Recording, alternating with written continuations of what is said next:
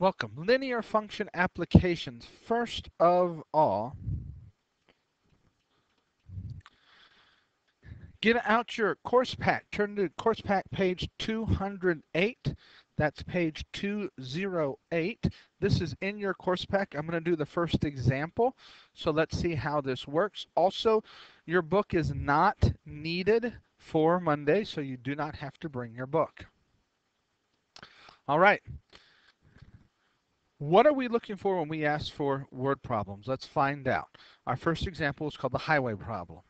Your car is capable of traveling 49 miles per hour on a highway, which is inclined at 5 degrees uphill.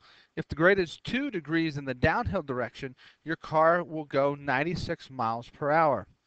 What is the independent variable? What is the dependent variable? Whenever I ask these questions, you have to decide what affects what. What affects my speed? Does the inclination affect the speed, or does the speed affect the inclination? That's the amount it's going up or down. My independent variable we always use is x. My dependent variable we always use is y. My independent variable is my inclination.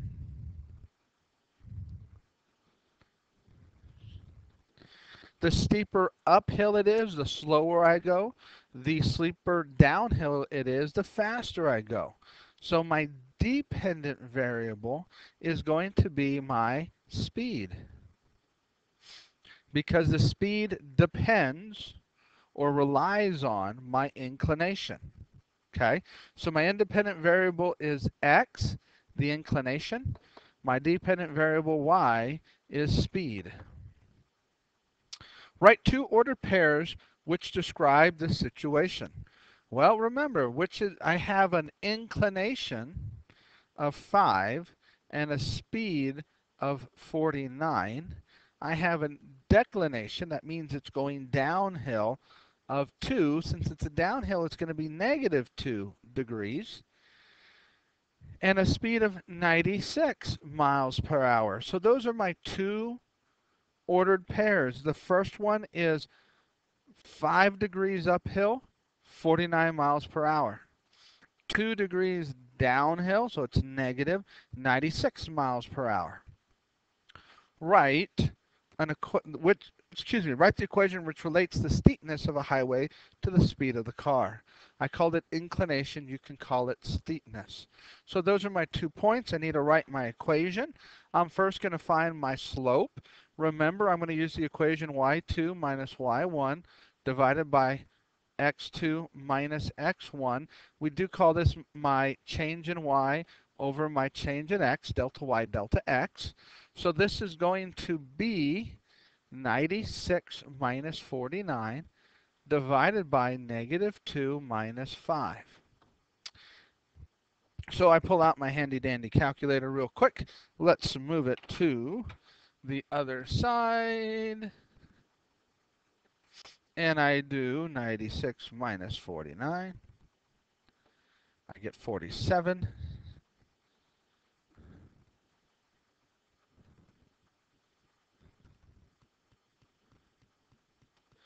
So that's a 47.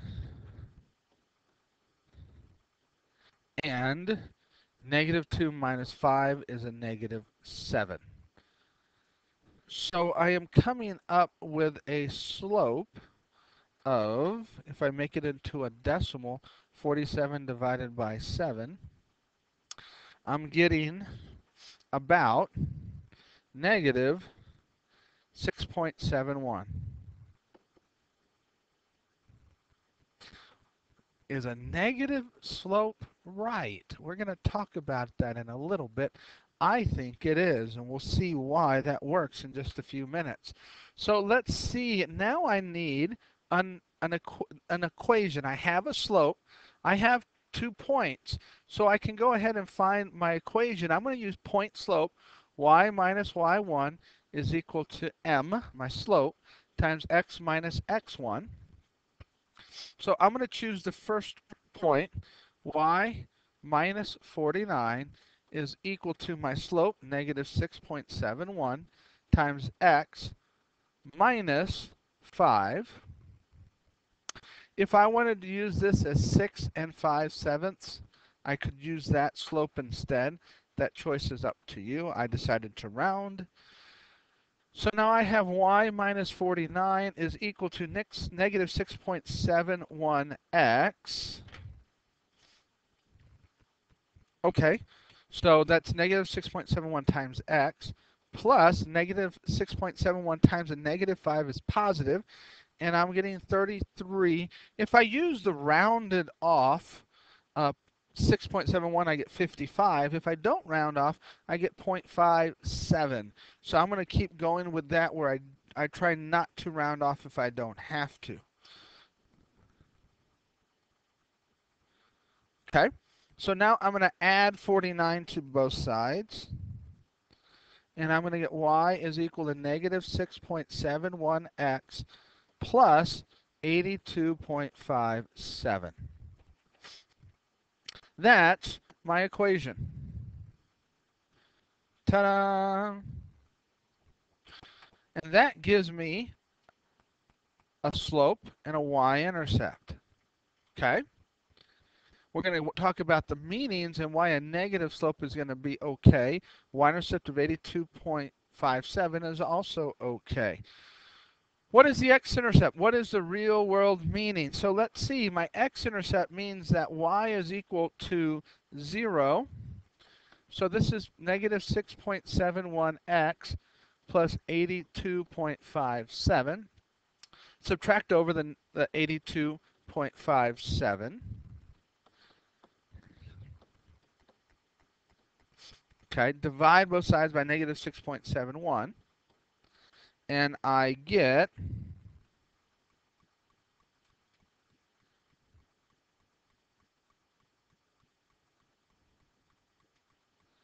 again, without rounding off, 12.297, so 12.30. Negative divided by negative is positive. So this is saying when my y is 0, my x is 12.30.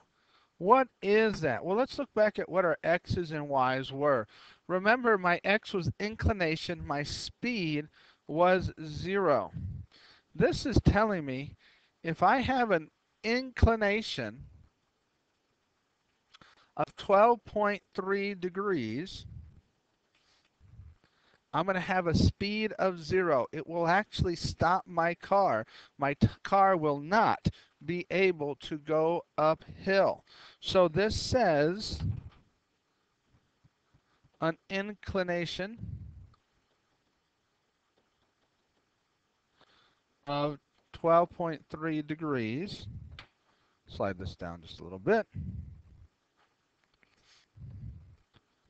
Will stop the car. It can't go up anymore. There's not enough power in the vehicle to make it go upwards. What is the y-intercept? Well, the nice thing about a lovely equation like this in slope-intercept form is that I have my y-intercept. Remember, my equation was y is equal to negative 6.71x plus 82.57. This is my y-intercept. That is, when x is 0, y is 82.57. When my inclination is 0, I have a flat ground. So on flat ground, my car goes about 83 miles per hour. Or I can say it goes 82.57 miles per hour. There's no incline up, there's no decline down. It's flat ground, so the car would be going 83 miles per hour. What is the slope? We said the slope was negative 6.71.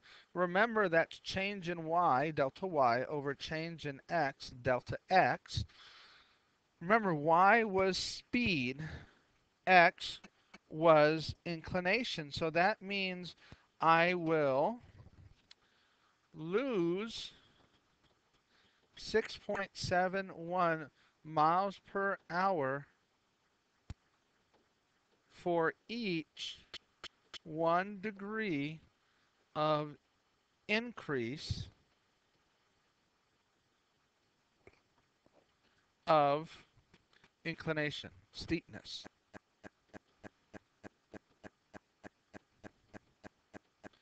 Whenever I'm working through these problems, I need to remember what is my y, what is my x. That's why we said was miles per hour. So my miles per hour for each 1 degree of increase. That's how I know about this. I need to remember what the slope is, my y-intercept is.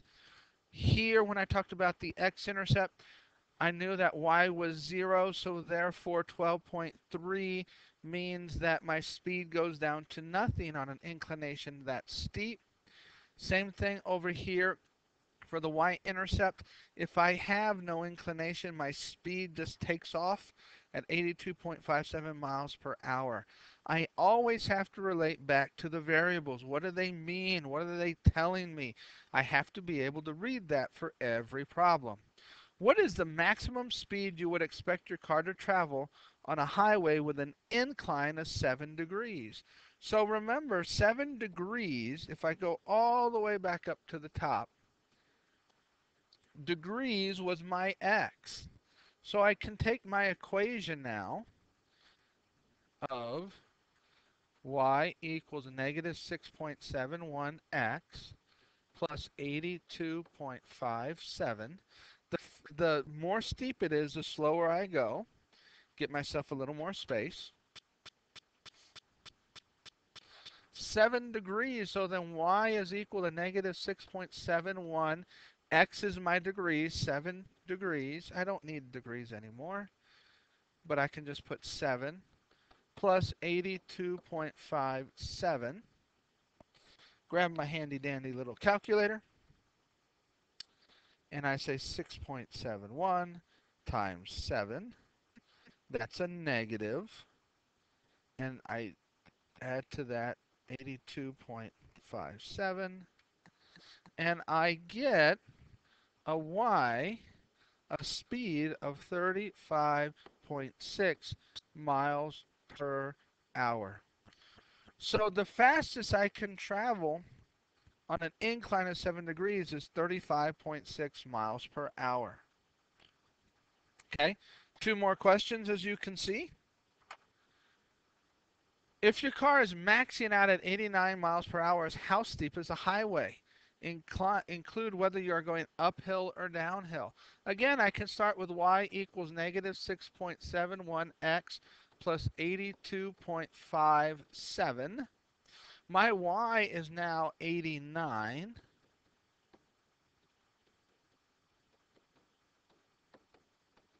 So now I solve for 89. I subtract 82.57.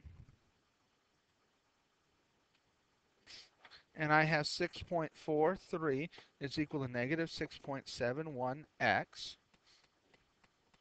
That's a positive. I divide by 6.71 as a negative number, and I get a negative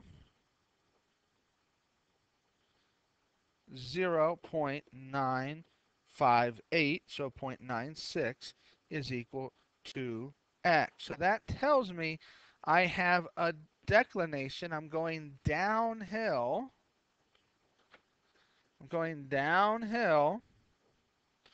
At 0.96, 0.958 degrees, almost a full degree. I'm going downhill. Will I get about 89 miles per hour? Last question. And I ran out of space. In the margin, sketch the graph of the equation as it appears on your calculator. Limit your graph to an appropriate domain and range. What is the domain and range? So I have my equation, so I'm going to pull up my calculator. And I'm going to go to y equals, and I'm going to plug in my equation, not point, negative 6.71x plus 82.57.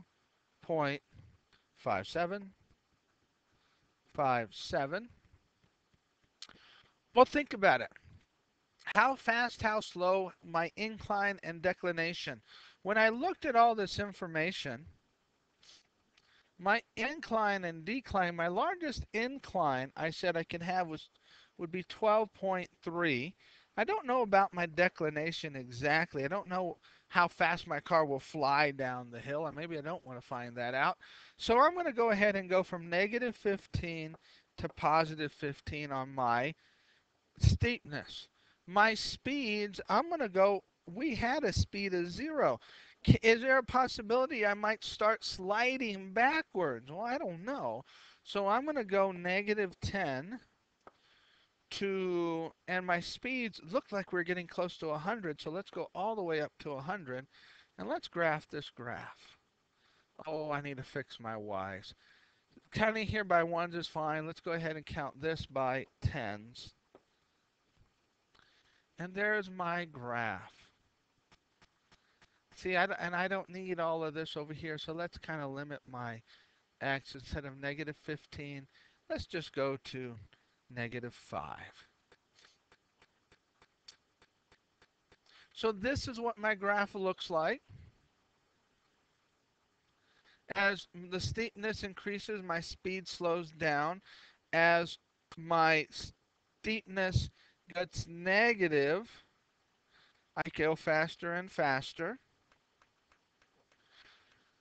What was my domain and range? Well, the window is going to help me with my domain and range. Let's look at that. My domain, I'm going to want my x's to go, I had said from negative 5 to 15. And my range, I said I would have my y's go from, um, could we go negative? Can I start rolling backwards? That's a possibility. So let's go ahead and say negative 10 is less than or equal to y is less than or equal to 100. So there's my domain and range. There's my graph. I sketched my graph, and I hope things make sense. I hope this is a good video for you. Oh, it's under 20 minutes. I wanted it a lot shorter than that. Sorry, guys. Deal with it. I hope it makes sense. Have a good day. I will see you later.